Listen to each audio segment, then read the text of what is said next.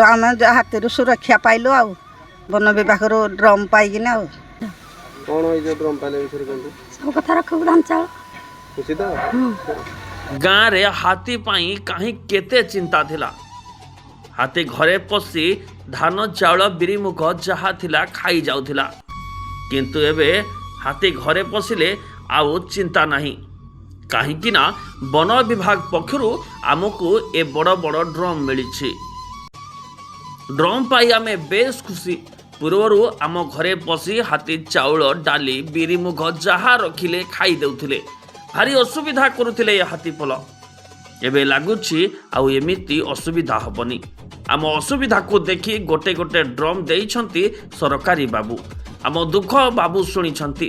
ଦର୍ଶକ ବନ୍ଧୁ, ଅନୁଗୁଳ ବନଖଣ୍ଡ କରତପଟା ସେକ୍ସନ୍ ତରଫରୁ ନନ୍ଦପୁର ପଞ୍ଚାୟତର ପବଲା, ହିଂସାଲୋଇ, କରତପଟା ଏହିସବୁ ଗ୍ରାମଗୁଡ଼ିକୁ ବନ ବିଭାଗ ତରଫରୁ ଲୋକଙ୍କ ଧାନ ଚାଉଳ ବିରିମୁଗ ହରଡ଼ ଇତ୍ୟାଦି ଖାଦ୍ୟ ସାମଗ୍ରୀକୁ ହାତୀ ଦାଉରୁ ସୁରକ୍ଷିତ ରଖିବା ପାଇଁ ଆଜି ଡ୍ରମ୍ ବଣ୍ଟାଯାଇଛି।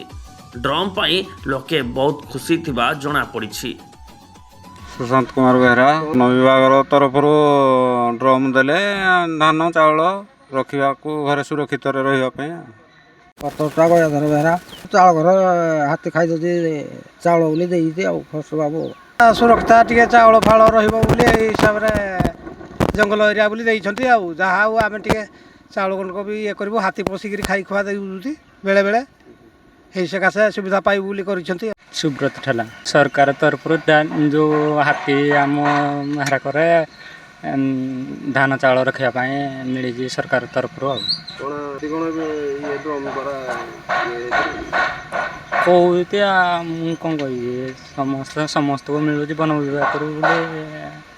ପଞ୍ଚାଳି ଠେଲା, କଣ ଏଇ ଯୋଉ ବନ ବିଭାଗ ତରଫରୁ ଆଜି ଡ୍ରମ୍ ବଣ୍ଟାଯାଇଛି? ବନ ବିଭାଗର ଡ୍ରମ୍ ପାଇ ଆମେ ଖାଦ୍ୟ ସୁସ୍ଥରେ ରହିବୁ ଆଉ। ବନ୍ତଳାରୁ ଆଶୁତୋଷ ପ୍ରଧାନଙ୍କ ରିପୋର୍ଟ, ଅନୁଗୁଳ ଲାଇଭ୍।